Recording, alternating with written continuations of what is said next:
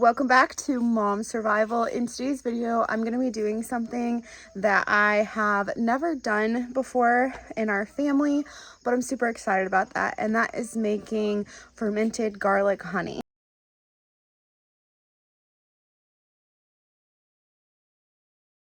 Something I've noticed since the pandemic, so since like 2020, our medicine hasn't been stocked, especially right when the pandemic hit.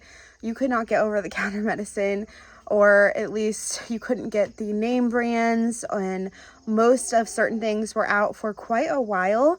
I remember at the tail end of the pandemic, my son got COVID and he really needed some like congestion medicine, and we try to use things like Zarbee's or Highlands that are like the more natural medicine that doesn't have like as much junk in it, and we couldn't find it anywhere. My mom actually had to drive about 45 minutes into Michigan to go to a Walmart up there and find it.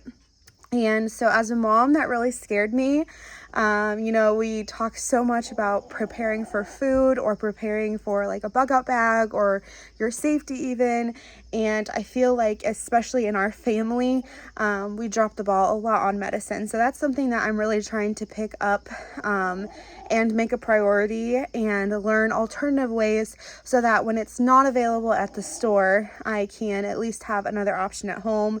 And from what I've heard, it's a healthier and an even better option. Get into what this is used for in a second, but I just wanted to go ahead and show you the ingredients and make it so it's not just me sitting and talking and being boring the whole time. So this is super simple to make. All you need is a bag of garlic. This is a 20-ounce or 1-pound bag of garlic. I actually did use this entire thing in my jar.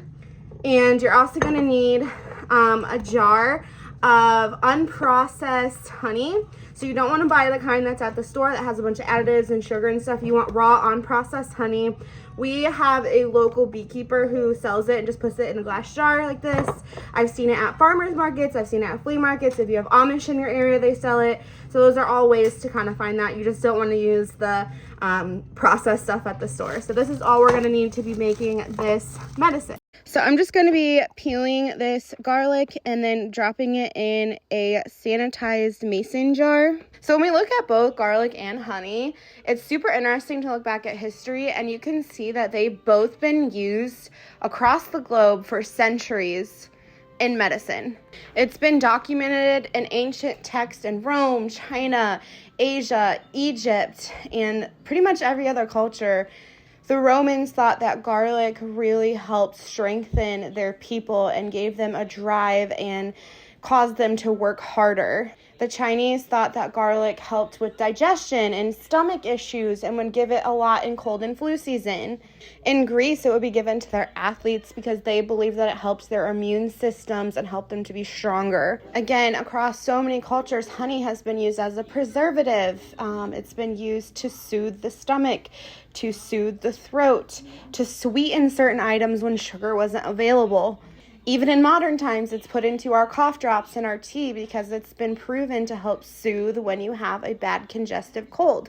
Modern studies show that garlic is actually beneficial to heart health by lowering blood pressure, cholesterol, and even preventing blood clots. And honey has been shown to have protective properties over cardiovascular health. There are a ton of modern studies showing that it actually really helps in cold and flu season. It's shown to be anti-inflammatory, to help with mucus, to be a good antibacterial to fight against cold and flu symptoms. And it's even been shown to be immune boosting, so that if you feel like you're starting to have a cold or you feel like you are just coming down with something, taking a spoonful of this can actually help prevent the cold from coming on, or at least prevent it from being so bad. A lot of people in the alternative medicine community will argue that you should take a spoonful of this during cold and flu season every single day, and it helps fight against germs and keep all the cold and flu away. Again, this is my first year doing this, so I'm not really sure about all these claims. This is just all the research that I've been doing, and I thought I'd pass along the information.